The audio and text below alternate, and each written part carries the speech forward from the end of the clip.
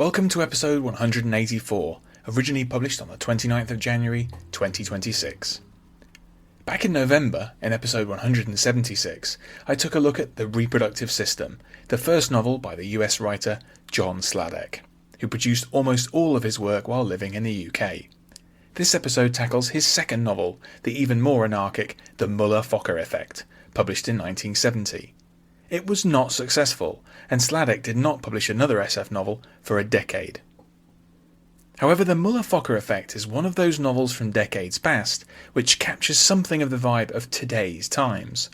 Welcome to a wild ride featuring a tradwife proto-influencer, a semi-literate racist demogogue with an eye on the US presidency, and a mind without a body.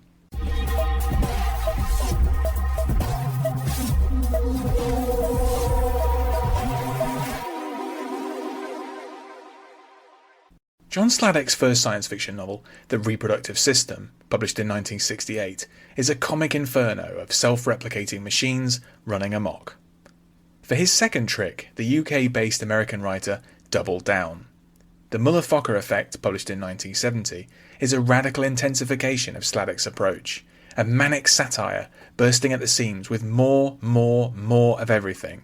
Crazed characters, strange technologies, witty wordplay, and bizarre happenings, all in more settings, viewed from more warped perspectives.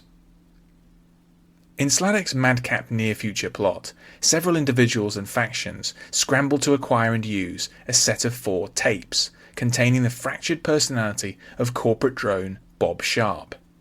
These tapes are put to various uses, from animating a robot duplicate of a fanatical evangelical preacher to powering a dangerously dysfunctional US Army logistics system. While Sharp, reduced to pure mind, attempts to pull himself together, Washington DC comes under assault from an army of idiotic white supremacists.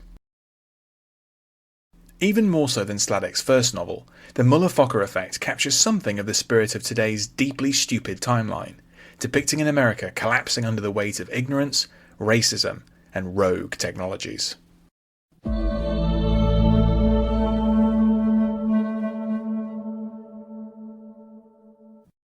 Bob Sharp works for the National Arsenamid Corporation as a technical writer, a job that Sladek did for a number of years.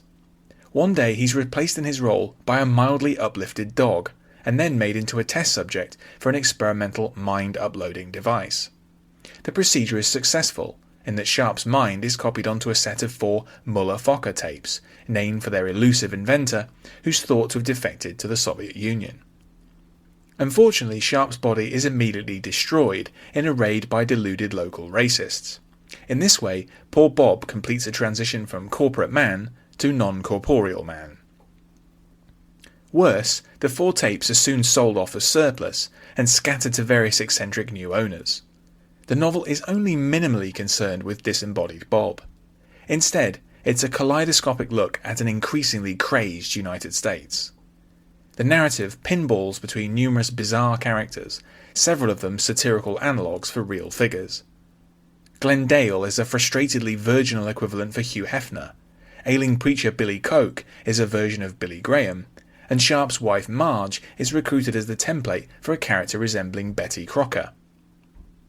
Sharp's son is sent off to a comically regimented military school, the only 2 members of a dying anti-communist group lurch towards a superannuated love affair, and semi-literate fascist Wes Davis may just get a shot at the presidency.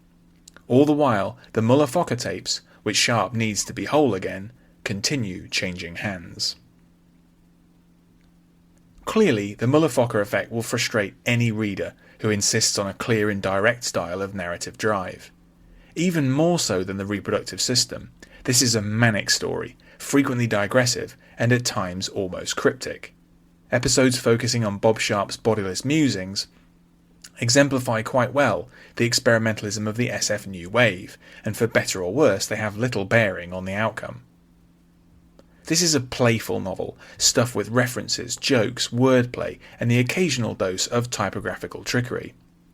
At one point, Sharp's homeless consciousness is rendered in the form of a flowchart, as if he's clutching to the ordered familiarity of his former day job. Those familiar with SF of this era will catch some well-worn techniques, such as what Schlock Value has called the party where everybody's trying to be more weird than everybody else. There are 3 of these in the Müller-Fokker Effect.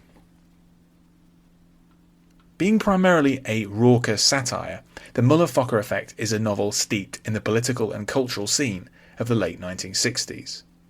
However, as James Davis Nichol has stated, it could be rewritten as, quote, a modern-day satirical take on current fads and public figures without having to alter the events of the plot significantly. This may be the most interesting use case for the novel as a historical document which sets our own times in a new light. Sladek was responding to his own times, but in a way which anticipates today's realities, a demonstration of the sometimes troubling repetitions in American history. The political violence in the novel can be seen as a response to the widespread protests of 1968, but also resembles the chaos of January 6, 2021.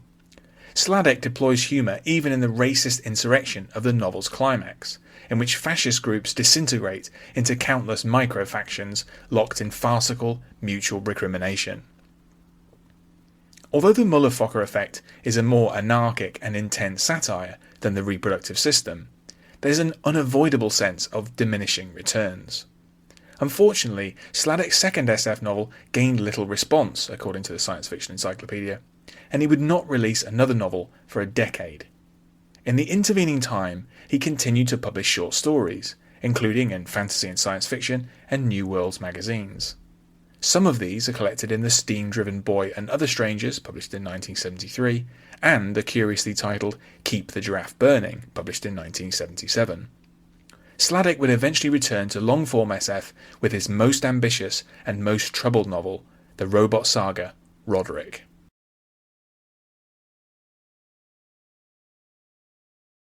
Thanks for listening. For more classic science fiction reviews, visit andyjohnson.xyz. You can also find the show on YouTube and follow updates on Blue Sky. In both cases, just search Classic SF with Andy Johnson. Finally, to get in touch, use the contact form on my site or hit the link in the episode description to send a text message.